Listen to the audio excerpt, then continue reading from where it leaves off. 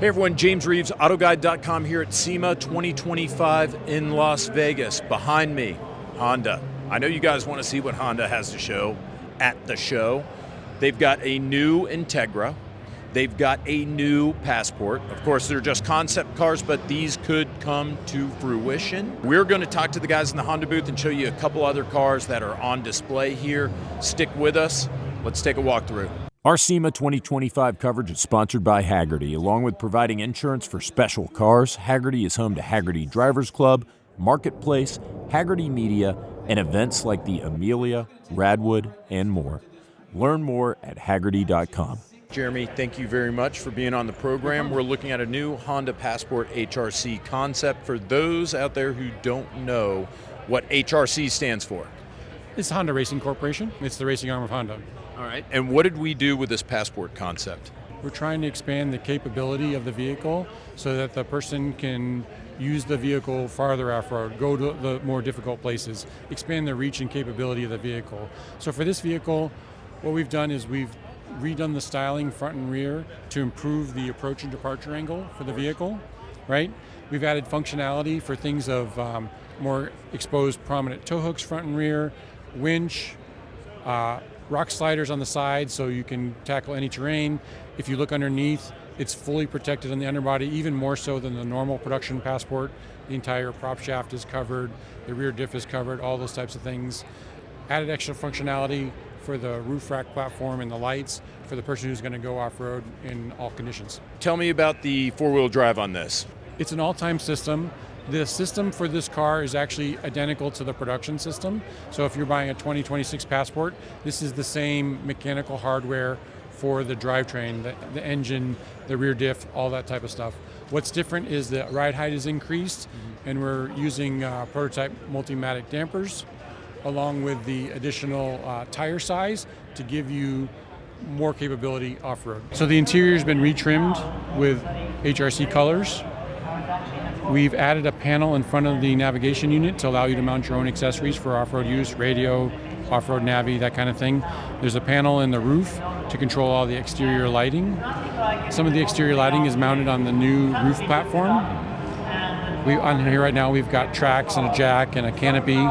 In the rear, we've got the onboard air compressor for airing up the tires after you air them down being off-road. Expanded MOLLE panels, including in the quarter window area, the exterior mounted spare tire swing, and then the rear bumper styling and improved departure angle for the rear. Also check out the rear exhaust being tucked up fully underneath the body. So just trying to maximize the usefulness of the car off-road. I've come up with this idea, I call it the SEMA scale. Yes. 10, it's coming out next week. 1, you're never going to see it outside of the show. Where's this? Well, all of the things that you see on this vehicle could be done, right? So what we're trying to do here at the show is we have a survey that people can take, and we're gauging the interest in the various change points on this to see which ones we should focus on going forward. So this vehicle could be sold as you see it if the powers that be decide that they have the motivation to do that, or we could sell the parts on an a la carte basis. So we're trying to gauge the customer interest and see which direction we should go with these parts. I'm misdirecting the audience here a little bit because I already know the answer, but does HRC sell parts to the general public? We just started a new group called HRC Performance Parts, and that is the purpose of our group, is to bring parts to our streetcar and truck customers. And so here in the next year, you will see parts available from HRC available at your local dealers. So ultimately, even if this Passport concept never comes to life, it's still a demonstration of what you could do with those HRC parts. And you will see some of these parts for sale, no matter what. One of the coolest off-roading vehicles at the show, the 2026 Baja Passport, which just finished second place at the Baja 500, which is pretty incredible. It's powered by a twin turbocharged V6 engine produced by Honda Racing Corporation.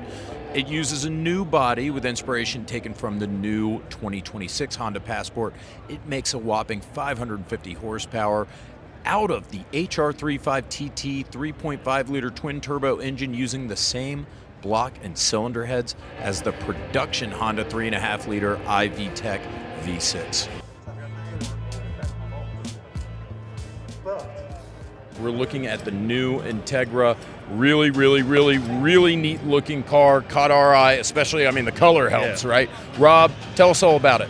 Well, I'll tell you what, I'm the general manager for a new business that we're building up. It's called Performance Parts, HRC Performance Parts. So what we have showcased here is a concept car, which has been built up with all the parts all the way around the car that take your car up to the next level. The Type S is already an amazing car, right? We've all had it, we've all driven it, it's a wonderful car, but now we've just turned it up to 11. And yeah, sure. Brent, what was your role with this new Integra? So my role was to lead the engineering that went into this car, basically.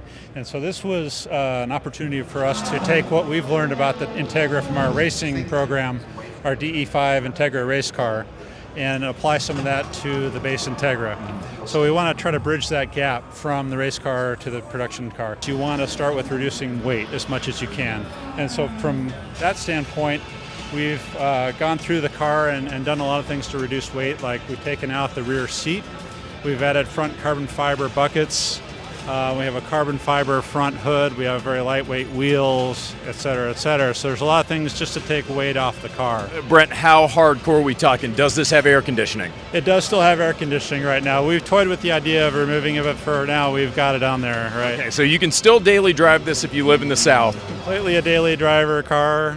And so what we want to do is focus on a customer that would want to drive the car as a daily, but then want to take it on the track on the weekends. So not only taking weight off, but we looked at suspension. So the suspension is completely different. It's a coilover adjustable suspension. So front and rear adjustable dampers, dual adjustment on the dampers. So you can really refine the car, set it up the way you want. There's some opportunity to adjust the alignment with some of our control arms and things that we put in the car. So you can adjust camber front and rear, for example. You can adjust rear toe. So you can really set the car up for the track and for a specific track if you want. Beyond that, we really wanted to focus on brakes. So if someone's going to take the car on track and really, they really want to push the limit of the car, it's important to, the brakes generate a lot of heat, right? And so we have to address some things there. And so we kind of step larger with the brakes.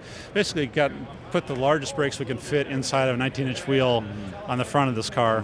So you now have a 6-piston front caliper with a 380 millimeter rotor, which is massive. So it really helps slow the car down, and you can have consistent braking lap after lap.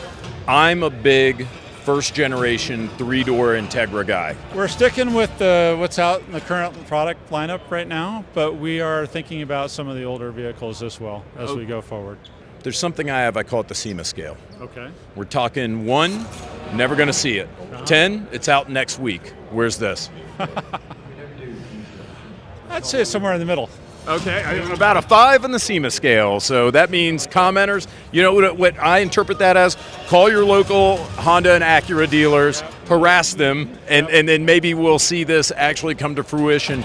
Now, is there any possibility, like I can take a current model, tweak it, get something similar with like the HRC parts? Yes, exactly, and that's the thing we're looking at right now in the near term. So we're pushing to make this happen in reality for the full trim. So we'll see where we get with that. But in the meantime, we're going to be continuing to work on the parts. And so this car in particular even has been one of our test vehicles for some of the parts that are on the car. Brent, thank you so much for giving us the walkthrough. Guys, thank you so much for watching. Stay tuned, we'll bring you more from SEMA 2025.